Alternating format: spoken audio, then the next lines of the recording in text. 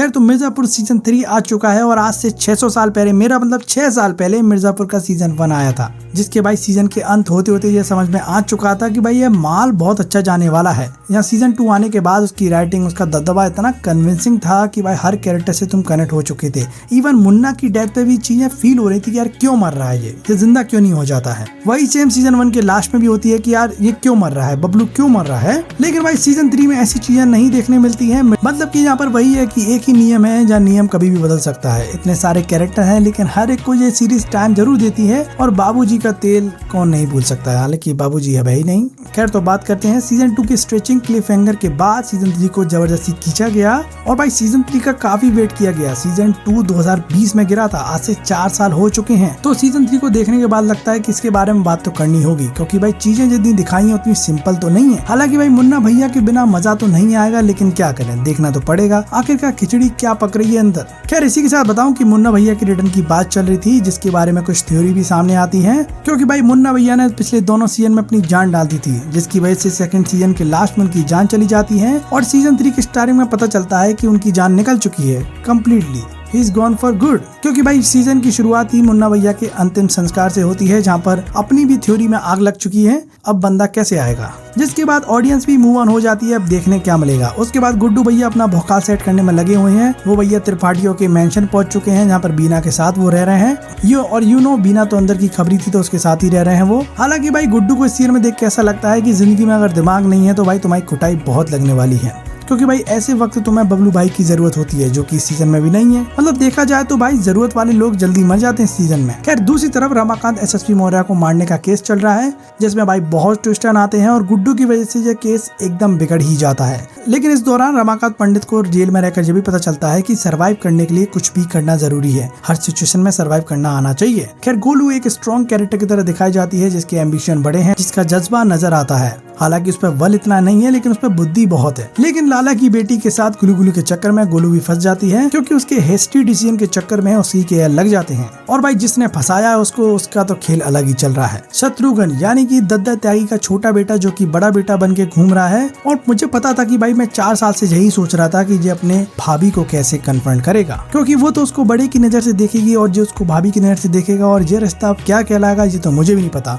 और सही बताऊं, ये मेरे लिए बिल्कुल भी अनएक्सपेक्टेड नहीं था। मुझे पता था क्या होने वाला है, लेकिन कैसे होने वाला है वो पता नहीं था। खैर इनका भी रिलेशन सीजन के साथ चलते रहता है, जो देखने में काफी ऑकवर्ड फीलिंग देता है। और भाई शरद शुक्ला, जो कि भाई अभी तक सब कुछ सही करते आ रहे हैं, जिनके पर्सनल एजेंडा चलते रहते हैं, क्योंकि भाई मुन्ना के साथ इनके रिलेशन अच्छे थे, जिसके चक्कर में कालीन भैया को इन पर ट्रस्ट है। यहाँ कालीन भैया भी इनके पास है, तो एक बड़ा पासा इनके पास है, जिनको भाई ऑलमोस्ट पूरे सीजन में छुपा के रखा सबसे। खैर बाकी एक शायरी वाला लौंडा भी था, जिसने बड़ी खतरनाक शायरी सुनाई है, और उसको देखकर जॉन विक की भी याद आई। खैर अब एंडिंग की बात करें तो गुड्डू भैया बहुत ज्यादा परेशान हो चुके हैं गोलू के मिसिंग के चक्कर में, जिसका अंजाम बहुत बुरा हुआ है, क्योंकि गोलू के पिताजी को इस बात का पता चलता है तो वो अपने आप का हेडशॉट ले लेते हैं, जो कि भाई गुड्डू ने नहीं सोचा था, उसके लिए भी अनएक्सपेक्टेड था, जिससे भाई गुड्डू थोड़ा और पगला जाता है। ऊपर से बीना उसको सस्ते नमक की पुड़िया देती है, जिससे तुम जानते हो कि भाई गुड्डू कैसा हो जाता है। उसका दिमाग वैसे ही काम नहीं करता है, अब उसका दिमाग बिल्कुल ही काम नहीं करता है। वो अपने नशे में, अपने बल के दौर पर वो क्या कर दे उसको खुद नहीं पता। जहाँ सीरीज में उसके कैरेक्टर को कैरेक्टराइज करा गया है भस्मासुर के नाम से। भस्मासुर ऐसा दानव है जिसके पास जो आता है वो भस्म हो जाता है।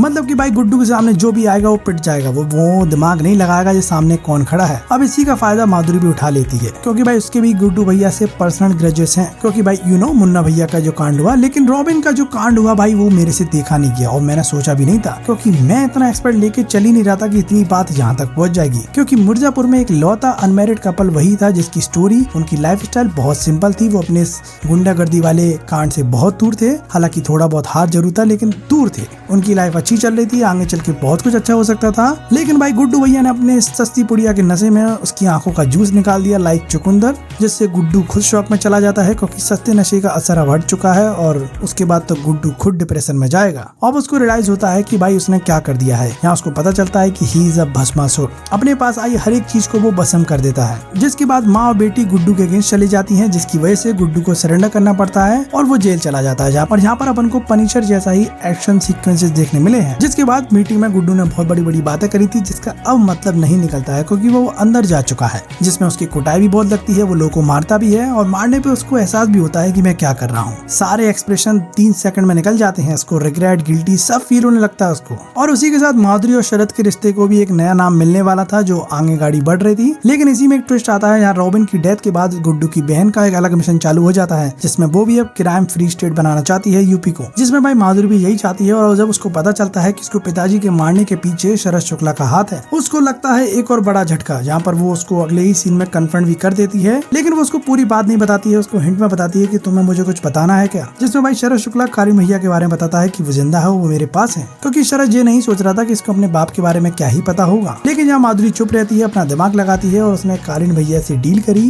कि बाहुबली की मीटिंग में उसको सबको निपटाना होगा और शरद शुक्ला गद्दी तक नहीं पहुंचना चाहिए। अब देखो मैं तो बताऊं, इस सीरीज में बहुत सारे प्लान बने हुए हैं, मतलब हर एक का प्लान था, गुड्डू का प्लान था, गोलू का प्लान था, हर एक छोटे कैरेक्टर के प्लान था, जिसमें किसी का भी प्लान एग्जीक्यूट नहीं होता है सिवाय अपने कालीन भैया के। क्योंकि भाई लास्ट के एपिसोड में उन्होंने अपने पुराने फॉर्म में एंट्री करी, जो देखने में बहुत अच्छा था। यहाँ पर लास्ट में भाई कालीन भैया ने सारे बाहुबली को मारकर मिर्जापुर की गद्दी का काम ही खत्म कर दिया और शरद शुक्ला इज डेड। तो एक तरह से देखा जाता है इस सीरीज में सिर्फ कालीन भैया का प्लान एग्जीक्यूट हुआ है सही तरीके से। अब एक बात भी कहना चाहूंगा कि माधुरी के 3 रिश्ते हो चुके हैं, और जिसमें मैं ये कहूंगा कि ये पनौती है, जहाँ बदकिस्मत में कुछ कह नहीं सकता, लेकिन भाई जिसने भी इससे रिश्ते रखे हैं वो मरा है। पहला पति कैसे मरा पता नहीं, दूसरा मुन्ना भैया, तीसरा शरद। खैर जिसके बाद कालीन भैया और बीना का रीयूनियन होता है, जिसमें भाई बीना खुश नहीं है क्योंकि उसको भी कालीन भैया को मरा हुआ देखना है। अब इस औरत को एक्चुअली चाहिए क्या, वो कुछ पता नहीं चलता है। अकेला राज करना चाहती है, अपने बेटे को राज करवाना चाहती है, कुछ समझ नहीं आता है। लेकिन पीछे बैठ के प्लानिंग सबसे बढ़िया यही करती है,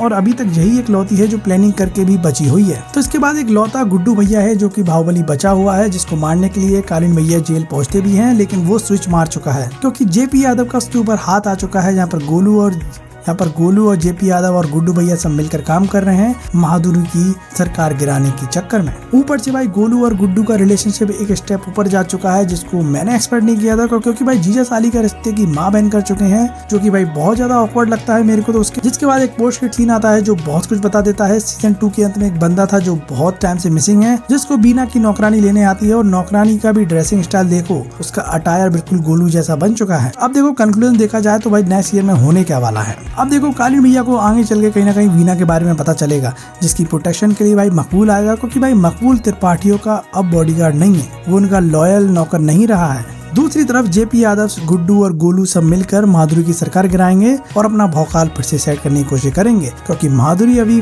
क्राइम फ्री स्टेट बनाना चाहती है। और मैं सच बताऊं, जितने भी पॉलिटिक्स में लोग हैं वो ये नहीं चाहते हैं, वो सारे लोग मिलकर माधुरी को उठाना ही चाहेंगे, जिसमें अपोजिशन पार्टी भी इनका साथ देगी। अब देखो मिर्जापुर की गद्दी फिलहाल खाली है और कालीन भैया के बैठने का कोई मतलब नहीं बनता है, क्योंकि उनने सारे पिलर तो मार दिए हैं। अब हो सकता है कि नए बंदे आए, या तो फिर गद्दी का मसला ही खत्म हो चुका है, या फिर अब ये एक रिवेंज स्टोरी बन के रह जाती है, जिसमें गोलू को मारने के लिए छोटे अब बड़ा बन चुका है, जिसमें अगर भाभी बची है तो नहीं बची है, लेकिन भाभी का ख्याल तो रखा जाएगा। जहाँ पर एक और बात पता चलती है कि छोटे ने अपने अंदर छोटे को मार चुका है, मतलब वो बड़ा बन चुका है, उसकी पोजीशन ले चुका है, तो गोलू को वो मारने में हिचकिचाएगा नहीं।